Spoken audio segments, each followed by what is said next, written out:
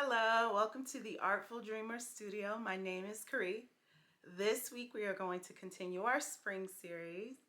We've been doing flowers for the past few weeks, but I thought we could go in a different direction and paint the workhorse of spring, a honeybee. Fun fact, I'm allergic to honeybees, so this was really cool for me because I got to get up close and personal without my EpiPen. I found a beautiful reference photo of a cute little bee on Pixabay, and I thought I could demo him for you guys today. So come along with me, let's paint.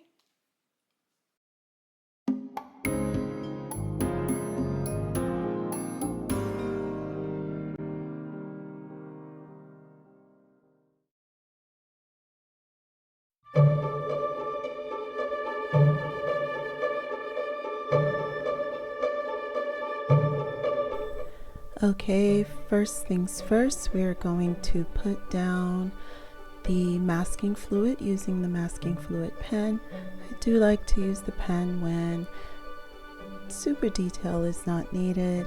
It's easier on all my brushes.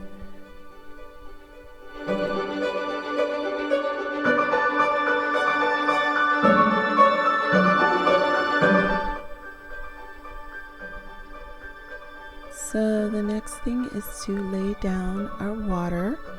I'm using Arches paper, so it does need quite a bit of water. You'll see me add a bunch. It's a quite thirsty paper.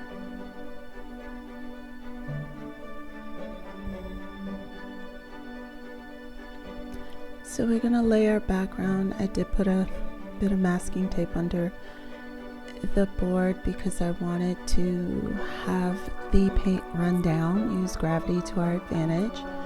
And the background is quite abstract. There's some blue to represent the sky, and some green for nature, the grass, and then the yellow that I put in there is to represent the light source because I do want the bee to be glowing like it is in the reference photo, but I didn't want it to look like the reference photo, which was mostly green and yellow.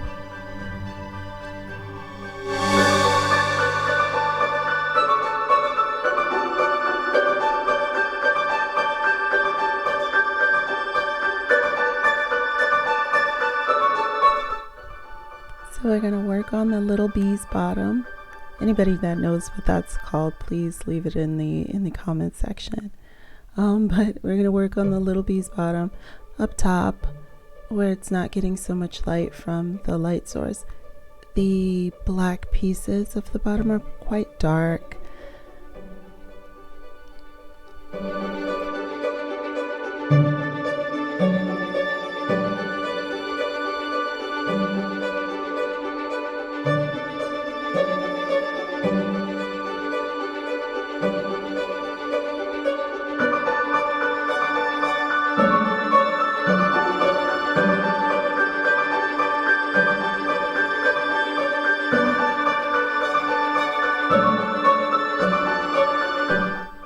So it is time to work on all of the little fuzz on the body. I'm laying down some quinacridone gold, wet and wet so that it spreads a bit. I do want it to get some texture, so I'm just kind of tapping the paper.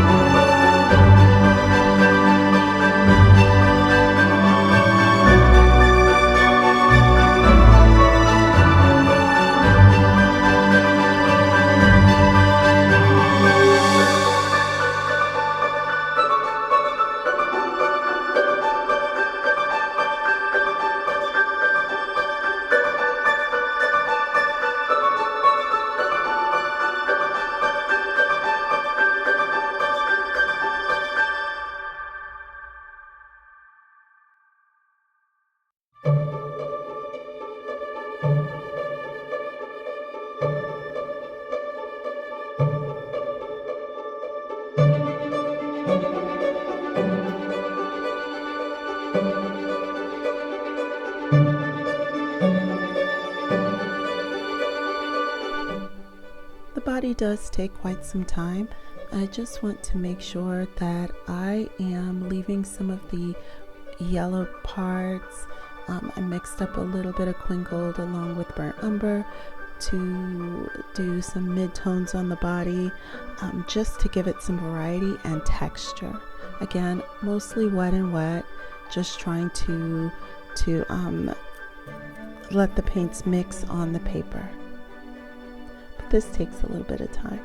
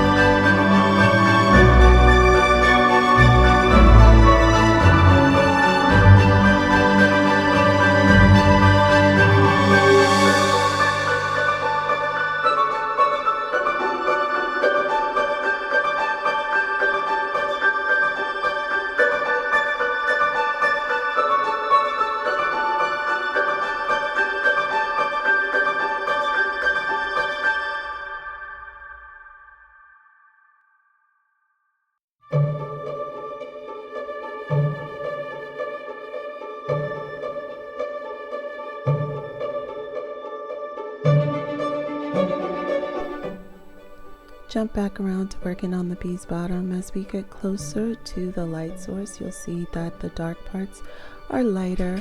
This part of the bee is quite translucent, and surprisingly, each piece is not like black and then yellow and then black and yellow. The black and yellow exists on the same pieces. All together, they just kind of fade in and out. I made sure to leave the tip nice and bright to give the illusion of the light catching.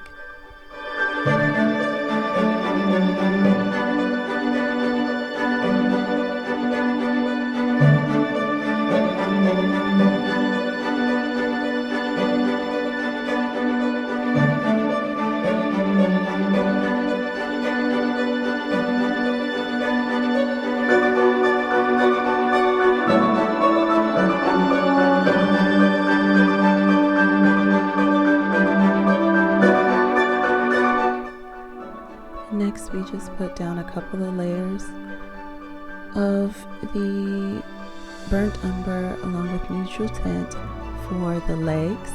I did leave some light spots and then some highlights on the legs as well, since they do tend to appear shiny. I wanted to make sure that we had some gradation and that I wasn't making it all just one dark color. So doing this in a couple of washes is perfectly fine.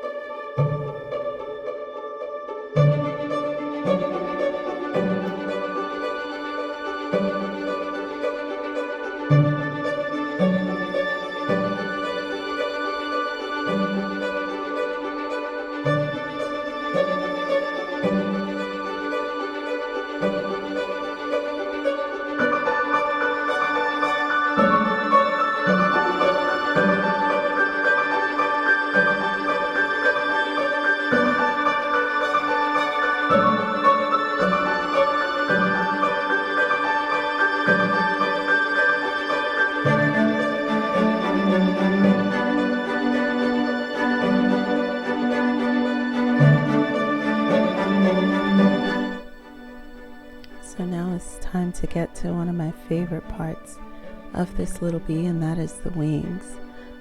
So I left purposefully this part of the paper white. I knew that I would not want to paint in the wings that I wanted to give them that very translucent appearance. So I'm using a size 0 brush to make very delicate lines along the wings to give them some structure, some dimension, but I didn't want to paint them in. I wanted them to look slightly more realistic than that. I think they came out great, and it was really fun and soothing to paint these very, very small lines.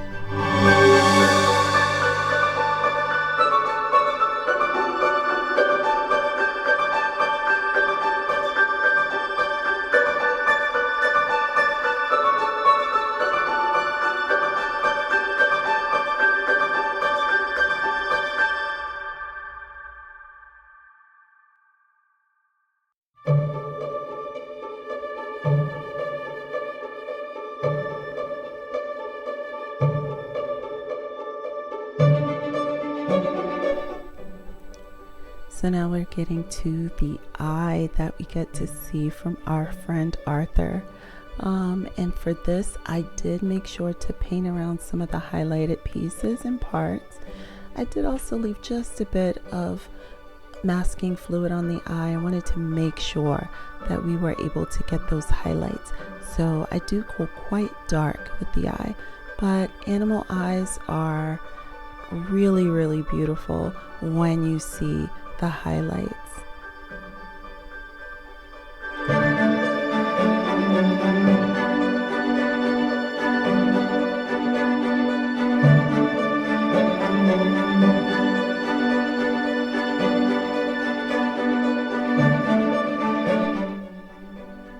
So now it is time to paint Arthur's mohawk. It's really cool. Again, it's just a mixture of burnt umber along with some of the quinacridone gold, and I'm just going in and giving him his really cool spiky little do up top.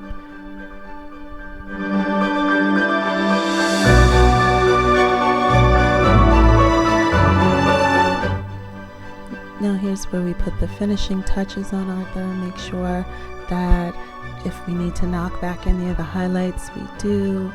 We add a little bit of a reflection of his own hair and his eye, and we darken some of the parts of the eye just to make the highlights stand out even that much more. And we can call Arthur done. Don't you guys agree with me that Arthur is the cutest little bee and that he should be named? My family laughed at me when I named him Arthur, but I just thought he was so cute and he looked like an Arthur. I really, really enjoy making these paintings for you, and I would love to expand my YouTube community, so please like, subscribe, and share with anyone that you think wants to join our fun little group. I can't wait to see you all next week. Bye.